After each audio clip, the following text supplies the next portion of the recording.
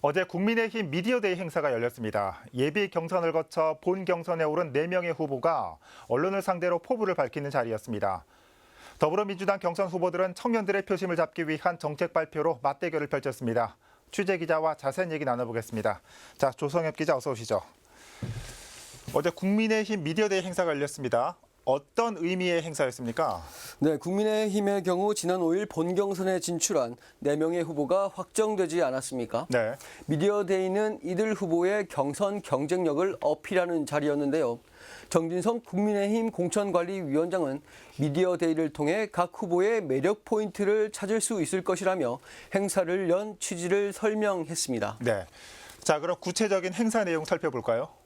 네, 4명의 후보는 우선 공정한 경쟁, 깨끗한 승복에 대한 서명을 하고 어떤 결과가 나오든 경선 결과에 따르겠다고 다짐했습니다. 네. 이날 무엇보다 핵심이었던 것은 경선 후보들의 기호 추첨이었습니다. 1차 추첨을 통해 기호 추첨을 할 순번을 정하고 2차 추첨에서 각 후보가 뽑은 번호로 기호를 정했는데요. 그 결과 오신환 후보가 기호 1번, 오세훈 후보가 기호 2번, 나경원 후보가 기호 3번, 조은희 후보가 기호 4번을 배정받았습니다. 각 후보들은 자신의 기호에 대한 생각을 나타냈는데요. 기호 1번 오신환 후보는 경선과 서울시장 선거에서의 1등, 나아가 정권을 탈환해 다시금 1번을 찾아오라는 의미로 해석했습니다.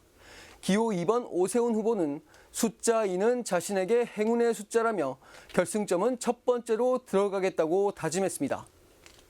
기호 3번 나경원 후보는 기호가 여론조사에 영향을 미치긴 어려울 것 같다며 개의치 않는다고 답했습니다.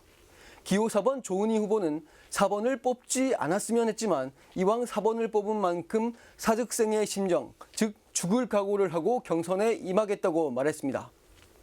한편 조은희 후보는 나경원 후보에게 10%에 달하는 여성 가산점을 둘 다 포기하는 것이 어떻겠느냐고 제의했습니다. 이에 대해 나경원 후보는 차후 선거에 나설 여성 후배 정치인들에 대한 예의가 아니라며 정해진 규칙인 만큼 따르겠다고 답했습니다. 네. 앞서서 정진석 위원장이 각 후보들의 매력을 찾기 위해서 미디어데이 행사를 마련했다라고 얘기했는데 어떤 후보들의 매력들이 나왔습니까?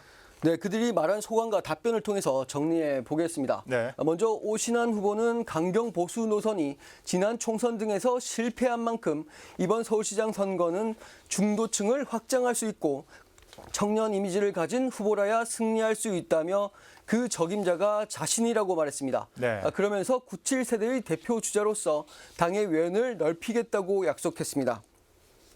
오세훈 후보는 안철수 국민의당 대표의 입당 여부를 놓고 벌인 조건부 출마로 인해 일부 손실을 입었지만 그럼에도 본 경선에 뛰어들 수 있었던 건 자신의 진정성을 시민들이 인정해줬기 때문이라며 경선에서 승리해 야권 단일화를 이뤄내겠다고 다짐했습니다. 나경원 후보는 여성 가산점 없이도 본경선 후보 선정 시 압도적 1위를 한 것으로 안다며 안철수 국민의당 대표와 단일화 과정을 통해 국민의힘이 민심을 얻어갈 것이라 공언했습니다. 조은희 후보는 지난 지방선거에서 서울시 25개 자치구 중 유일하게 혼자 살아남았다며 자신에겐 승리하는 DNA가 있다고 자부했습니다. 그러면서 자신은 올라갈 일만 남은 후보인 만큼 지켜봐 줄 것을 당부했습니다. 네. 한편 공통적으로 4명의 후보 모두 현재 민주당 박영선 후보에게 다소 열세인 이유로 후보 단일화가 되지 않았기 때문이라 분석했고 단일화가 되면 충분한 경쟁력이 갖춰질 것이라 주장했습니다. 네. 자, 계속해서 더불어민주당 살펴볼 텐데 아직까지 경선 후보 기호가 정해지지 않았습니다. 이런 가운데 우상호 박영선 후보는 청년들과 만났다고요? 그렇습니다. 더불어민주당 경선 주자인 박영선 우상호 후보가 청년 정책을 두고 처음 만났습니다. 네. 민주당 4.7 재보선 기획단이 지난 8일 마포구의 한 복합 공간에서 연 청년 시민 정책 간담회 자리였는데요. 1시간 정도 펼쳐진 간담회는 청년들의 정책 제안을 듣고 후보가 화답하는 형식으로 진행했는데 두 후보는 각각 주 4.5일제 확립과 주거 일자리 성과를 약속하며 청년들의 표심 공략에 나섰습니다. 네, 지금 말씀해 주신 대로 이 박영선 후보가 주 4.5일제를 들고 나왔는데 어떤 내용입니까? 네, 박영선 후보는 4.5일제 도입은 청년과 일자리 문제, 여성의 삶과 육아, 보육 문제 등 여러 복지 문제와 연결돼 있다고 봤습니다. 네. 이를 위해 서울시 대전환, 아날로그 시대에서 디지털 시대로 넘어가는 새 프레임을 만들고 싶다고 말했습니다. 더불어 격차 문제와 공정성, 불평등, 젠더와 안전 등은 앞으로 함께 풀어갈 것이라며 특히 청년 격차 해소를 위한 출발 자본이나 기본 자산 도입을 고민하고 있다고 밝혔습니다. 또 소상공인의 디지털 전환을 돕는 청년 디지털 정책관 정책을 소개했습니다. 네.